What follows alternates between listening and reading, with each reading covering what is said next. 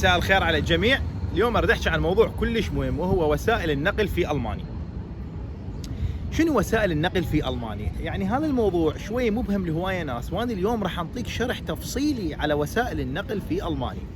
هذا اللي وراي تشوفه هو المحطه الرئيسيه، او يسموها بالالماني الهاوبتبانهوف، يعني المحطه الرئيسيه. طبعا هذا في المدن الكبيره يكون كبير، في المدن الصغيره يكون صغير، واكو قرى صغيره اصلا ما موجود. فانت تشوف هاي المدينه اللي هي تعتبر نصف، يعني خلينا نقول مو كلش كبيره ومو كلش صغيره. يعني مثلا هاي المدينه بيها قطارات، بيها شتراسنبان يمشي على الارض، يمشي بيها باصات الى اخره، هناك توقف الباصات الى اخره. فهذا شرح عام. انا اليوم راح احكي لك بالتفصيل شنو هي وسائل النقل، ابقى وياي. اول شيء راح احكي اليوم هو وسائل النقل القريبه، اللي هي بالالماني يسموها الاوفنتليشه نيه بيرزونن نيه فكير. يعني هذا المصطلح انا متاكد 90% من الاجانب ما يعرفوه، و50% من الالمان ما يعرفوه. ليش؟ انا دارسه بالجامعه. يعني هاي التفاصيل الدقيقه راح احكيها لك، هي مو مجرد معلومات واحد شخص في المانيا، لا، انا شخص دارس هاي المعلومه بالجامعه. زين، شنو يعني اوفنتليشه بيرزونن نيه فكير؟ يعني وسائل النقل العامه القريبه. شنو يعني وسائل النقل العامه القريبه؟ يعني احنا معروفين بالعراق عندنا سيارات تمشي بالشوارع، وهاي الشوارع والى اخره سيارات. لكن بالمانيا ما موجوده بس السيارات، موجوده وسائل النقل العامه. ومن اقول لك وسائل النقل العامه ما اقصد بها فقط الباصات والقطارات بشكل عام، لا، راح اشوفك نماذج على وسائل النقل العامه اللي موجوده في المانيا. تعال اشوفك اول نموذج. يعني مثلا اول نموذج لوسائل النقل العامه وهو هذا اللي يسموه الاي سكوتر. الاي سكوتر شنو هو؟ عباره عن هذا السكوتر مالتنا اللي نعرفه، بس هذا كهربائي. هذا شنو؟ تجي هنا تسوي سكان لهذا الكود. طبعا اكو برنامج تسوي سكان لهذا الكود، وبعدين من يسوي سكان لهذا الكود تقدر تاجره. الدقيقه ما اعرف بيش، ما اعرف بالضبط، انا صار فيها مأجره. فهذا الاي سكوتر هذا احد وسائل النقل العامه اللي موجوده. بس راح اشوفك الشغله الثانيه. هذا هنا الثاني اللي هو البايسكل. هذا بايسكل هم تسوي سكان له. هذا شوف، هذا البايسكل هذا هم تسوي سكان، هم اكو برنامج تسوي سكان هنا، تسوي سكان، هذا رقمه كذا، تروح تأجر هذا البايسكل وتستخدمه. طبعا واحد يقدر يشتري بايسكل خاص به ويمشي بالشارع. هاي الشغله الثانيه. زين، شنو بعد وسائل النقل العامه؟ راح اشوفك. من وسائل النقل العامه الثالثه الباص. انت ممكن تركب باص من اي الى بي. طبعا هاي المحطه مال الباص هنا، تدفع فلوس وتركب من اي الى بي. هاي احد وسائل النقل العامه. احد وسائل النقل العامه المتوفره ايضا في المانيا وهو الشتراسنبان. هذا دا تشوفه دا يجي عليه، هو قطار بس هو مو قطار، هو شتراسنبان. يعني شنو؟ يعني القطار اللي يمشي على الشارع، يعني هذا يمشي مع السيارات، هذا يسموه شتراسنبان.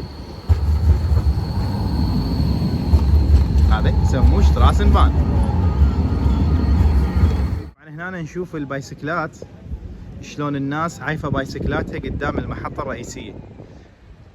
هاي احد يعني وسائل النقل العامه، بس بايسكلات يعني مال الناس الى اخره. هسه راح ندخل على وسائل نقل ثانيه اللي هي عباره عن الفيرنفيركير، اللي يعني وسائل النقل اللي تاخذك مسافات بعيده. وسائل نقل ثانيه يسموها الريجيونال فيركير. شنو يعني الريجيونال فيركير؟ شنو الفيرنفيركير؟ هواي ناس ما تعرف بالمانيا، حتى يمكن نص الالمان ما يعرفون. من تسأله تقول له شنو الفرق، يقول لك هذا القطار الابيض وهذا القطار الاحمر، هذا القطار السريع هذا القطار البطيء. ما يعرفون شنو الفرق بيناتهم. الفرق العلمي اللي بين القطارين اللي راح اشوفها لك هسه هي عباره عن قطارات تخترق مدن، تروح من مدن، يعني من مدينه الى مدينه، مدن بعيده، ما توقف بالمحطات الثانويه، فيسموها فيرنفيركير او القطار الابيض. هذا بنوعين. النوع الاول يسموه ETCE، والنوع الثاني يسموه ايت سي. شنو الفرق بيناتهم؟ اولا الفرق السرعه، واحد اسرع من الثاني. ثانيا الايت سي اي ما يوقف الا بالمدن الكبيره، ما يوقف بالمدن الثانويه البسيطه. الايت سي سريع بس يوقف بالمدن الطبيعيه، يعني خلينا نقول مو مدن كلش كبيره بس يوقف بالمدن المو كلش كبيره، هم شويه يصير ابطا وشويه يصير ارخص الى اخره. فانا هسه راح اشوفكم الايت سي اي والايت سي القطارات السريعه. بعدين راح اشوفكم الريجونال فيركير او القطار الاحمر يسموه جماعتنا. شنو يعني القطار الاحمر؟ القطار الاحمر هو الريجونال. يعني شنو الريجونال؟ يعني هو يطلع من نقطه الى نقطه لكن ضمن المنطقه نفسها، ما يطلع خارج المنطقه. يعني انت تركب قطار في بادن فوتنبرغ من مدينه كارلسروه الى كونستانس، من تريد تروح من كونستانس لغير مكان لازم تنزل تحول، تسوي اومشتايجن يعني تحويل. فهذا الاومشتايجن هو معناه الريجونال، ما يوصل الى مكانات بعيده. وهاي القطارات تكون مو سريعه، يعني تمشي 120 الى 160 اكثر شيء. هسه راح اشوفكم انواع القطارات، راح ادخل الى المحطه. انا هسه راح ادخل الى المحطه. هسه انت من تريد تسافر بالمحطه راح اشوفك شو تسوي. تدخل المحطه،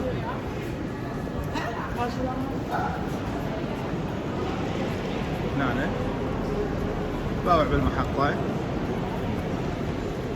أول ما تدخل المحطة موجودة في ألمانيا أكو فشي يسموه اللوحة الصفراء. هاي تشوفوا هاي اللوحة الصفراء، هاي اللوحة الصفراء، هاي الانفورميشن. على هاي اللوحة الصفراء موجودة كل المعلومات مال كل القطارات. يعني مثلا تجي هنا القطار، يعني لما نشوف الساعة بالوحدة شارح لك من الساعة بالوحدة للساعة بالثنتين شنو هي القطارات اللي راح تطلع، وعلى يا رصيف. هذا الرصيف رقم 3 القطار يطلع بال21. نوعية القطار ايت سي مثل ما شرحت لك، يروح من مانهايم الى خلينا نقول امستردام على جلايس رقم 3 وهكذا. وهاي كل المعلومات تلقاها دائما في كل المحطات الألمانية، كل القطارات، كل الأرصفة. زين راح تقول لي شنو هاي الأرصفة؟ هاي الأرصفة في كل محطة موجودة أرصفة عن طريقها تقدر تعرف القطار مالتك وين راح يوقف على مود تصعد بيه. زين دائما هنا اكو فشي يسموه دي بي انفورميشن. طبعا الدي بي هي الشركه اللي انا اشتغل بيها، شركتي. الدي بي انفورميشن او دي بي انفورماسيون، اذا ما تعرف شلون تروح من اي الى بي وما تعرف شلون تحجز قطار، فتقدر تروح على محلات الدي بي وتقول لهم يابا ترى انا ما اعرف اريد اروح البرلين مثلا، هم يقصوا لك تكت وكل شيء يسوون. زين هسه انت اول ما تدخل البانهوف راح تشوف هاي اللوحه قدامك. تشوف هاي اللوحه قدامك هنا، هاي اللوحه موجوده بيها كل القطارات. هاي اللوحه موجوده بيها كل القطارات ويا قطار راح يطلع. يعني مثلا هسه انت تشوف لي فوق على اليسرى بالدعش اكو قطار ايت سي اي رقمه 103 وياته هذا فوق، من اوفنبورغ الى فغايبورغ يروح الى مدينه باسل تسيل على رصيف رقم 2. زين هسه الساعه بالفوق ساعه بالدعش و5 و10 دقائق. بالدعش و13 دقيقه، بالدعش و13 دقيقه اكو اس 71 اسبان يروح الى غاشتات على جلايس 6. راح نروح انا وياك نشوفه جلايس 6. هذا هنا أنا وصلت الى رصيف، هذا رصيف رقم 6. راح تصعد الى رصيف رقم 6. من تصعد للرصيف رقم 6 راح تلقى في كل رصيف اكو شاشه زرقاء لي فوق تشوفها مكتوب عليها القطار اللي احنا قريناه اللي هو الاس 71. الاس 71 الاس 71 اللي قريناه بال11 و13 اللي قريناه بالشاشه جوا يروح الى غاشتات رقم 6. واضح؟ زين هسه راح اصعد لي فوق قبل اشوفكم انواع القطارات.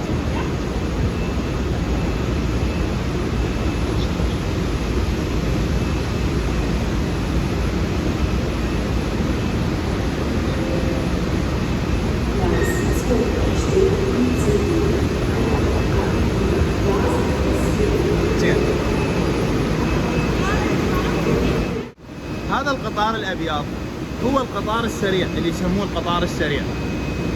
شوفوا هذا القطار السريع هنا ايش مكتوب؟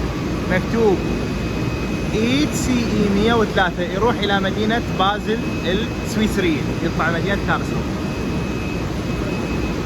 فهذا هو القطار الابيض، القطار السريع. زين هسه نريد نشوف القطار الإيتسي والريجيونال. هذا القطار هنا هو هذا اللي يسموه الريجيونال. شوف هذا مكتوب فوق، مكتوب فوق RE او ERE يعني ريجيونال، هذا هو الريجيونال. شوف هذا القطار ريجيونال اللي هو ما يمشي سريع، يعني يمشي اكثر شيء 120 160 الى اخره. هذا هو الريجيونال. هذا هم ريجيونال، هذا مكتوب فوق RE2. هذا هم ريجيونال. طبعا الشركات تختلف لهسه اكو اختلاف. هذا الريجيونال القطار الاحمر. هذا بدا يلحق راح ينسد. زين لحق عليه.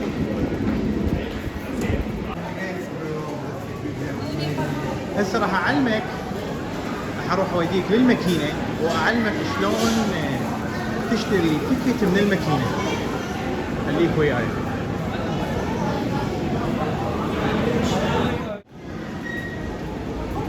هسه راح اشوفك شلون واحد يشتري تيكت مال قطار من الماكينه. طبعا هاي الماكينه هي ماكينه الدوتشه بان. تجي هنا للماكينه شو تسوي؟ تجي هنا تقول يابا تقول يابا انا اريد اروح من كارلسروه الى، خلينا نقول دوس هنا تكتب الى خلينا نقول مانهايم. اما تختار منه او تكتبها الاسم المدينه. راح اقول هنا أنا مانهايم. زين شو اقول له بعدين؟ اقول له فايتا. بعدين يقول لك انت تريد واحد اينفارت يعني مره واحده تسافر بالدرجه الاقتصاديه الثانيه، وكل انواع القطارات اللي حكينا عنها. لو اونا ECE او دنوا نهفكيا يعني بس القطارات الصغيره. اقول له لا كل شيء طلع لي. فتقول له فايتا. قال لك هسه اليوم؟ قل له ايه هسه فايتا. زين بعدين تقول له يابا انت شخص واحد اير فاكسن يعني مو ثلاثه. يقول له اي واحد. هنا يقول لك اي، يقول له فايتا مره ثانيه. هنا راح يقول لك يابا هاي الاوبشنات اللي موجوده، يعني هاي الاختيارات اللي موجوده. اكو قطار يطلع اليوم ب 11:25 57 دقيقه يبقى التسوق تايب يعني شتراسن بان. السعر مالته 11 يورو. تريد تشتري؟ تقول له اي اريد اشتري. تقول له اي فايتا. هنا راح توصل الى الدفع. هنا أنا اقول لك شنو المعلومات. انت راح تطلع من كارلسروه الى مانهايم، سفره واحده، انسان واحد، ما عندك تخفيض، زفايتا كلاسه يعني الدرجه الثانيه الى اخره والوقت. فانت عجبك الوضع تقول له بتسالن يعني ادفع. هنا ايش يقول لك؟ يقول لك شلون تدفع. اما تخلي فلوس حديديه هنا، تخلي فلوس حديديه مأشر لك، او تخلي اوراق 5 10 20. وين تخلي الاوراق؟ تخليها هنا، هاي الخضراء خليها هنا. او تدفع بالكارت. شنو هي الكارت الموجوده؟ اما كريدت او جيرو كارد الى اخره. وين تخليها؟ تخليها هنا البطاقه مال البنك، وهنا تدخل الرقم السري مالتك. بعدين من تدخل كل شيء راح يندفع، وبعدين ينطبع التيكت لك اوتوماتيكيا ويطلع منه تاخذه. التيكت تاخذه منه. هاي عمليه شراء التيكت.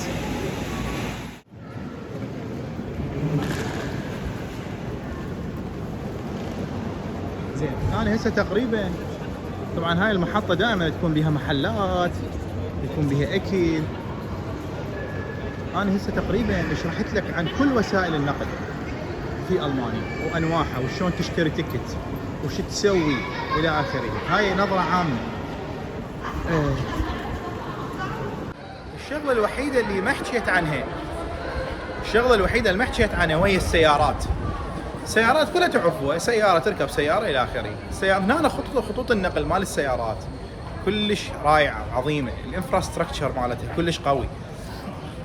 بعد هذا الفيلم راح انهي الفيلم بفيلم بسيط عن الاوتوبان. الاوتوبان وهو الخط السريع في المانيا وشلون شكله يصير.